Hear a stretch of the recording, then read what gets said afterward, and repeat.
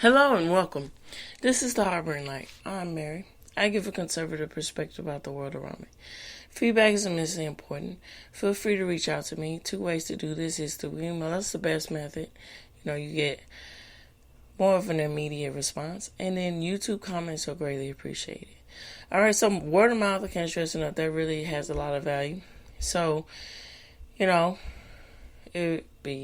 I appreciate y'all and be greatly appreciated. Spread the word. Say, hey, have you ever heard of the show The Harboring Light?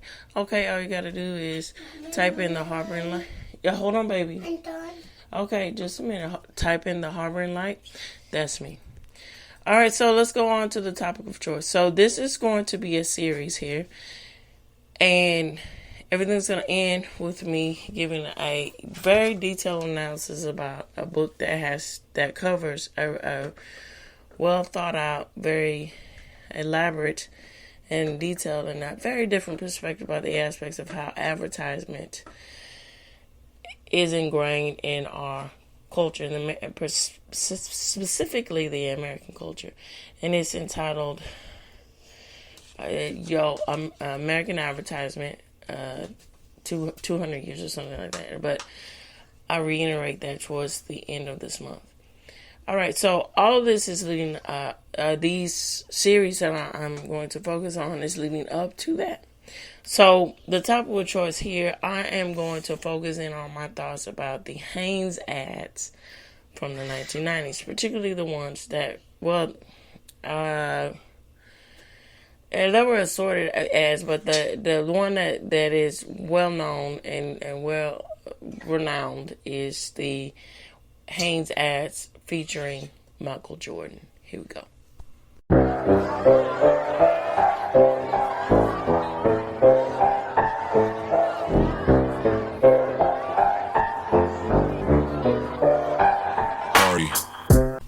Alright, so first up, what I'm going to do is give my analysis, and then I'm going to end on some facts about the ads. Okay, so my analysis of it. Alright, I can't stress enough, my husband and I are 90s kids, right? And so essentially what that means, this is not something that's really particularly new, because other generations before us, ads were, prevalent, but just in different means. But I'm going to expand on the aspects of what I mean by the aspects of ads really taking a experimental, sort of like a different viewpoint, a different measure and means in which it's implemented to the consumer, to the public, and so forth, and which explains. And from my point of view, the format in which we see advertisement in our culture today. Okay, so here we go. All right, so from a conservative bent here, and from a female bent, and from now and then everything, looking back at looking, seeing it as a child. I'm gonna talk about every advertisement from a lot of different angles, and place this on to the ad, the Hanes ad. Why I like it, and so to speak, and everything else with that, and then wrap it up with the facts. Okay, let's start out back. So, in the 90s, those who have lived through it, either versus you were, which is a vast difference versus you're a child, a teenager, adult, is very different. But for the most part, it was undeniable the way in which ads were all focusing in on a single viewpoint of grabbing your attention in a very different way, and which that different way was being more cinematic in the way in which products and brands were placed in commercials. Moreover, using very notable figures in order to showcase these things. You know, a lot. There's various examples of it, but the most seep down kind of association you can say, with this would be I'll be right back. My child is calling me. I'll be right back. All right, getting back to it here. So the aspects of models and making them household names through products, that was very quintessential to 90s feel. Most of the time you might associate things with that, high energy, really poppy, very bright colors, schemes in product placement, very youth oriented product placement association, sports themed, move on the go fast, everybody's jumping, hey, yeah, high energy everywhere, just to hold on to. So all right, so here we go with conservative view here. Now, this is my take on it. I think that it's great to have a free market. Now, if you don't have a free market, implement it into your society, your culture, you are, as they say, your butt's up creek, all right? You know what I mean? If you know what I'm saying, you know what I'm saying here. Alright? And so what that means in itself is that free market within itself gives the opportunity for people to, show what is available versus, and then improve on that. And there, people have all these different options. But the issue with this is what I have, particularly now, with at that time, which was a little slice of oh yeah-ness to it, with there's nothing with, and then even before then, but there's nothing wrong with the aspects of wanting things and just to appreciate your buying power. That was very implemented in the 90s. That was very well renowned and well known. But now this is being pushed, and it's a detrimental, and it also makes you question, and also makes you go back to the George Orwell with his viewpoint, and he specifically laid out the formats of the way of power and everything else implemented in society, how that lays when you have bad faith characters in that, how somehow the free market and capitalism became a dirty word now, because it's that it's somehow wrong to want to enjoy things, or it's somehow wrong to want things and so forth and all these things. Well, I see it like this. This is my rule of thumb, and this is where I live my life here. Alright, things are supplementary or complementary into what's important in your life. And these things vary according to the stages that you are in your life. Okay, so I don't know. Let's say the stage that you are in your life currently, you're a single person, right? Now, the things that you have, I had this viewpoint when I was single. And, you appreciate them, you like them. You enjoy them a lot, but they're on the back burner to you, depending on how you viewpoint, your viewpoint is about love, relationship, family, friends, whatever. They're on the back burner for, you building up a career, you finding your significant other, really someone who really loves and cares, and and that takes time to grow and find, and then eventually, you become, husband, wife, and then all these things, and you have a life. And so, when you do get to that stage in your life, when you are,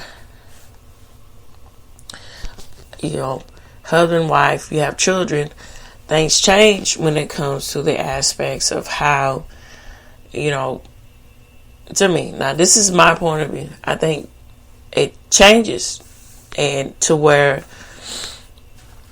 the things that you once, you enjoyed, it was just the center point for the most part of your world, when you were single. But nothing is in comparison to the love and the enrichment that your family brings to you. They are really, truly just, complementary accents to the gifts you already have in your life. So that's how I view products and things, and that as far as all of this. And so when you have that, see now, which I take, issue with, now it's being pushed where there's no middle ground. There's either extreme or all or nothing sort of thing, which is, I don't know what that is. So what I mean by this is, now you see this, how products and everything in our landscape, it's but this concept is nothing new, where you want a sort of risk fulfillment lifestyle right here, and you use the means of the product to enact that which is missing in your life. Or you even, some people take the measure in which to say, I am going to craft a whole persona from a product placement or a particular brand, because that has merit to me. That's what I want to look like, what I want to be. That's the lifestyle that I want. And that's really something that also is very implemented into the wheelhouse that is with advertisement, and how it's placed, and that can be placed, and the power that it can evoke into the Western culture, the American culture, right? So that's something to consider too, with the aspects of how influential advertisement is to people and all of this. And I just want you to, give you my 2 pennies about how I view it. And from a business point of view, me personally, my mind is bare. I have something really,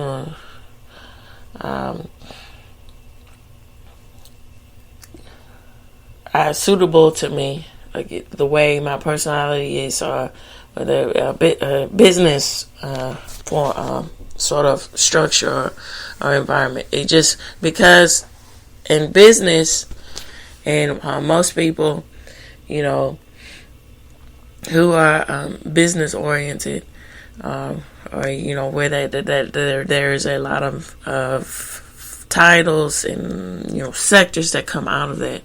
For the most part,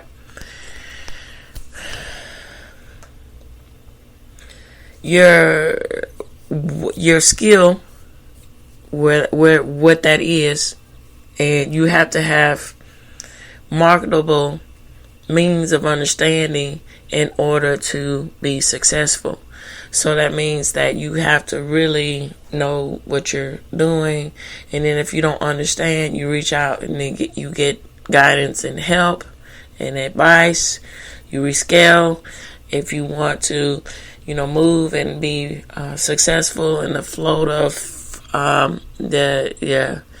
of change, of to be relevant, and also humble at the same time. There's a lot of things that are encompassed when it comes to a business that I see.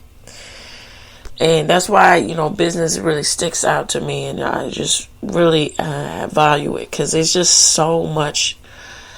So it just boils down to me with that adage of, which inadvertently enough. So when I was growing up, there was a particular ad, Wolfburn chili, okay? And it was this whole thing where, which they were, you can chalk this up maybe to the brand image, and that is really a lot of merit into which that is how that is executed. So anyway, my point is here, if I'm not mistaken, it was this whole thing where, the idea was you don't quit till the job is done, right? And so they settled down with a nice bowl of Wolf Brand chili, okay? And the way that it is presented, again, is very cinematic in how you see these things, right? These things were subtle in the 90s. Subtle in the 80s, but they were really crafting their own style and their own originality, in the 90s. It was just the petri dish for doing that. Okay? Now, that is essentially what is grounded in reality, the situation when I have viewed, been in different parts from my point of view, from the media part of business, and then from a logistic point of business, careers that I've had. I see the aspects of brands and quality and ads in a whole different light, and I see business in a very different way. So that's why I love me some business. It's just I just love the work. I just see it as, if you have a really strong work ethic, then hey, you're gonna really make your own way in it. That means different things to different people too, on the other back end of it, or on the dark side of it. And see, that's the whole thing too with capitalism. People now who are saying that capitalism is bad. Hush, baby. Just, can you let me finish? I'm still hungry. Okay, yeah. You want some goldfish? On the back end of it. They're not equating, I don't know, this is just how I see it. They're not equating for the aspect. I like these too. You like those? You want me to open it for you? Hold on. I like these okay. too. I'm going to take care of her right quick. Not this, the white. Yeah, these are nice. Not this, the white. I like this too. Get me two. You want two? Okay. Put this up. Thank you, baby. Alright, so getting back to it. You must account for human nature when you think about capitalism. And see, that's what's wrong. Stay up here and eat it. No, you don't want, yeah, if you want to, but you gotta be a good girl. Okay? And what I think, I'm just calling for what it is from my point of view. They're not being honest with the aspects of how things that go on with capitalism, you have to account for human nature, when that is all the full scale good and bad that can happen in human nature. And the bad, which is they're not really accounting for, is greed, which is interesting because their greed, their version of greed is quite different, even though they in themselves are really being greedy within themselves, but their ideology is greedy. So what do I mean by this? So, case in point, pushing this image of, accept me who I am, beautiful, healthy is at any size, which is, there are objective, don't do that, baby. There are objective truths in reality, that in nature, that you cannot ignore or not deny, that it's just not true.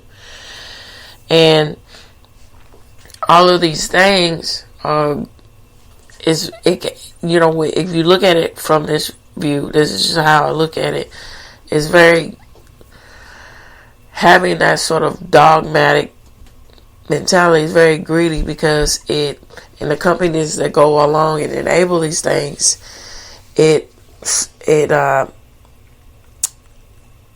makes the hard work and implement of that brand fall down and lose hemorrhage, for the most part. Bud Light was a good example of that.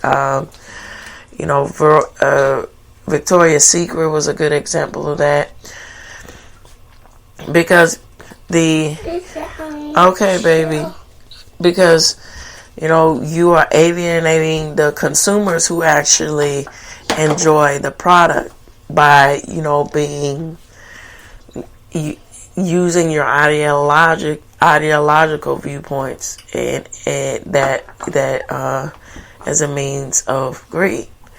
And that's something to also consider, too, with the difference between now and then with ads. Not in the 90s in the ads. Because in the 90s you wouldn't see this. You wouldn't see a plus size person being glorified as that's healthy and beautiful. You actually saw men that look like men, and real women who look, inspirational, dreamlike even, for the most part. And then the whole difference in between in the 90s versus sleek, thin, model-esque types to just athletic bodies. But the difference is the athletic bodies were actually athletic. You saw the muscles, you saw the tone, you saw all of this. There was no towing the line with I'm big and beautiful kind of crap. That is and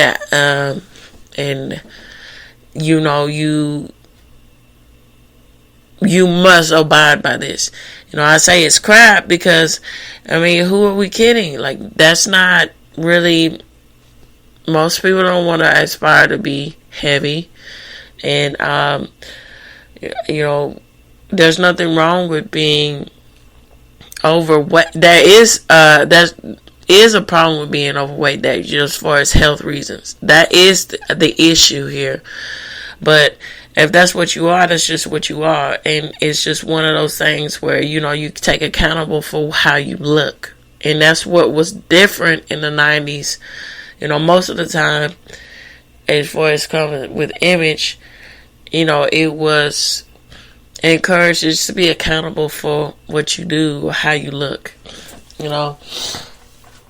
And then later on in the 90s, it became this all-inclusive thing. Oh, this, look at everybody, bandwagon.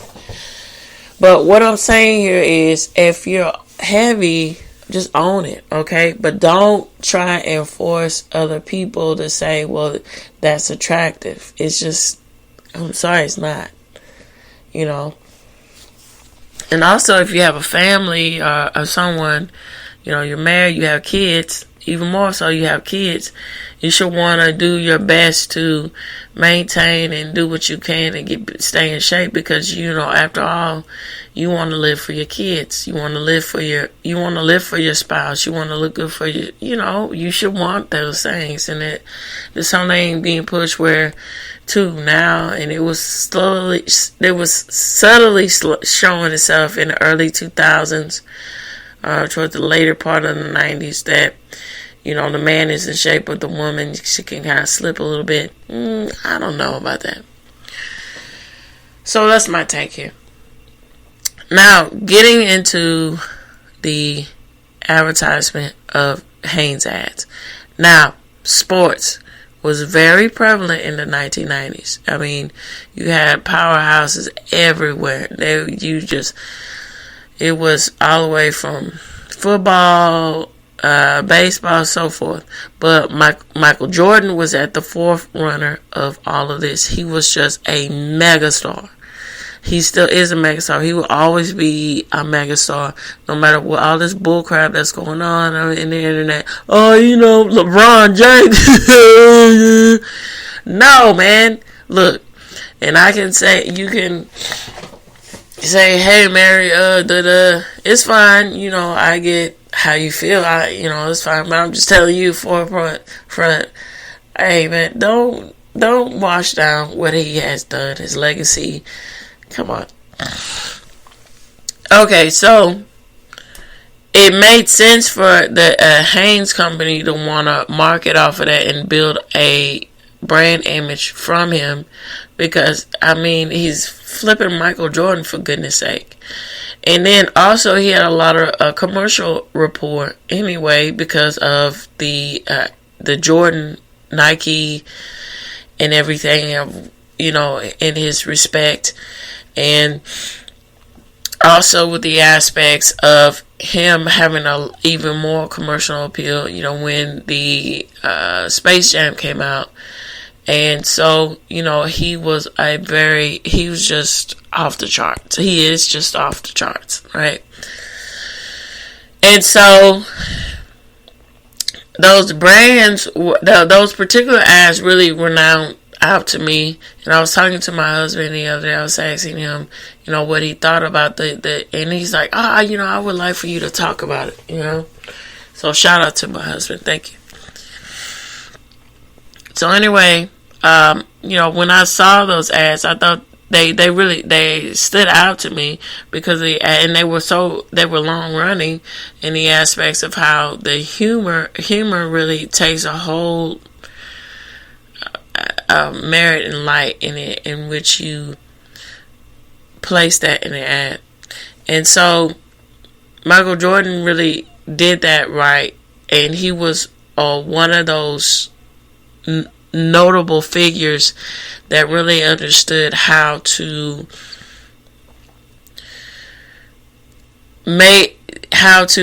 which I think that's just a part of his personality. He's approachable, but he has these amazing gifts that it kind of balances itself out to where you feel there's a comfort there. And so, and also it helped with the landscape of the way the 1990s were, with the whole aspects of high energy, sports theme, always on the move, and also interacting the aspects of humor in it. Because I can't stress enough how it was so, I don't know, like a slice of, like a a la mode for, and I would say too that, Michael Jordan is attractive, classically, and that with the aspects of, classically good looking men, and who, you wouldn't think are very all that much approach, but something, all that stuff. But at the same time, the 1990s was really good with, hey, I can have a little bit of a goofball side to me, or I can have this witty humor to me, to where it offsets all of that. And that was very need to see all this displayed. So, and I really like those ads. They were just well thought out, and in the aspects of him not taking himself so serious, and the aspects of everything, it really worked well. And I think it helped to complement the brand loyalty for Hanes. So, with that said, I'm going to get into facts about it. Here we go. Now, as I say, you take this with a grain of salt, but the reason why I am focusing in on it is because it's a good way to get a quick rundown about everything. So it says Michael Jordan's partnership with Hanes lasted over 3 decades, beginning in 1989 and ending quietly in 2021. The collaboration is recognized as one of the longest running and most successful athletic brand endorsements in history, with Jordan reportedly earning $14 million from the deal by 2015. Right, you should take from it, like I said, strategic branding, brand loyalty. With that, let me backtrack that. So, if you're very strategic in which you use your brand, you get brand loyalty. So what do I mean by this? Now, having him as a product placement, he's a very notable figure. The way he comes off, he has a warm rapport. He has a very, even though his skills are astronomical, he's still down to earth, and that helped a lot with the aspects of pulling in the attention and getting in the trust of viewers, customers, and then adding on the humor element. That's just the top of the cake, and so I understand what they mean by brand strategy. So unlike Nike or Gatorade, which featured Jordan as a basketball player, Hanes portrayed him as an approachable person, see what I'm saying? Focused on comfortable and everyday reliability rather than athletic performance. You see the difference? Notable campaigns. Memorable ads include a 1992 spot featuring his real-life parents. See, that's another thing of being very strategic in which you place an ad, in which that comfort of familiarity of, oh, okay, that's nice. He has worth and value in his family. Oh, wow, okay, that's something I can see. That's something, But that's also a rule of thumb with this. Does ads really work? Because I remember back when I was interning, and it was particularly for marketing. I was interning for that. This whole thing where I was reading Quarks, a marketing magazine company. So they proposed the idea: does advertisement really work? And then so they went and they talked and they did a lot of analysis, and they said, well, they saw they went. It's very detailed. They talked about how the power of endorsement with, supermodels, making supermodels a name. And then also the aspects of having brands particularly associated with a certain lifestyle. And so does this really have a lot of merit in which the consumer buys products? And it's hard to say because, some people have that mentality. I just don't. They're just burned out there. I don't know. I don't want to deal with that. Hey, man, I'm going to buy what I want to buy. Some people have merit in the aspects of,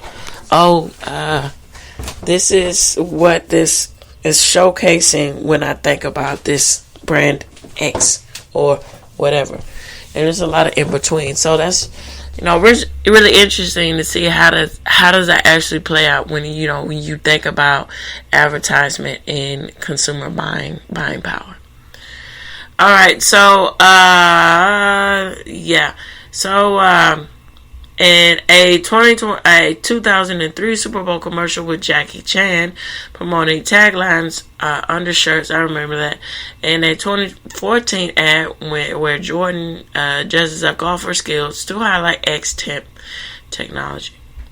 Controversial facial hair. So in the 2010 commercial, Jordan wore a narrow toothbrush mustache that drew significant criticism, including from teammate Charles Barkley. Though the ad conceded with a sales uptick of the brand. I think that's just some nitpicky thing. I don't know about that, but okay. Co-star and partners. Jordan appeared alongside various celebrities, including Charlie Sheen, Cuba Gooding Jr.,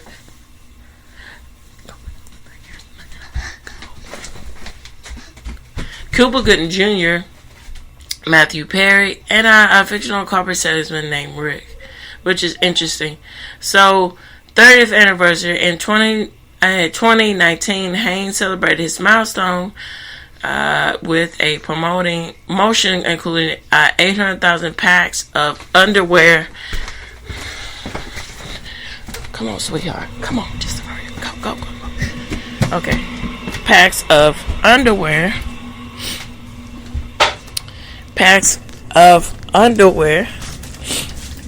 Containing trade cards featuring Jordan and past Hanes ads, including one of the controversial mustache look, which I don't understand why is that controversial, but okay. Anyhow, okay, I see. I guess it's supposed to be, because I see this inside hook, and it's it says let me see. It's all because it was kind of, I'll link it to you, okay? It's all because it's supposedly supposed to come off as a Hitler mustache, which is, come on, people. Like, don't quit, pulling at strings or straws in order to prove an agenda that's not there. I don't know. That's weird to me when, like I said, the loudest voices in the room, pushing an agenda that's not actually there. Trying to say, and then how insulting that is into, Michael Jordan and his legacy, and also into the aspects of the African American experience and everything that it comes with it. That's very insulting to say, oh, look, he looks like Hitler. Come on, people. Anyway, I will link this to you, so if y'all want to it tickles your fancy, you want to find out more information about this mustache thing here with this little deal. Hey, this little stuff, little nitpicky stuff that doesn't need to be there. Feel free. So, anyway, to end on that note here, it reaches the end of the Harbor Light. I would greatly like to know what you all think. You want to, extend out the conversation. Hey, man, ladies, come on. Feel free to email me. All you got to do is email me, like I said, and then also fill up the comments on YouTube. It's all of this is greatly appreciated. I take it into consideration. I actually enjoy and appreciate it. Alright, so this reaches the end of the Harbor Light. Tune in, turn up, and definitely take care. Bye-bye for now.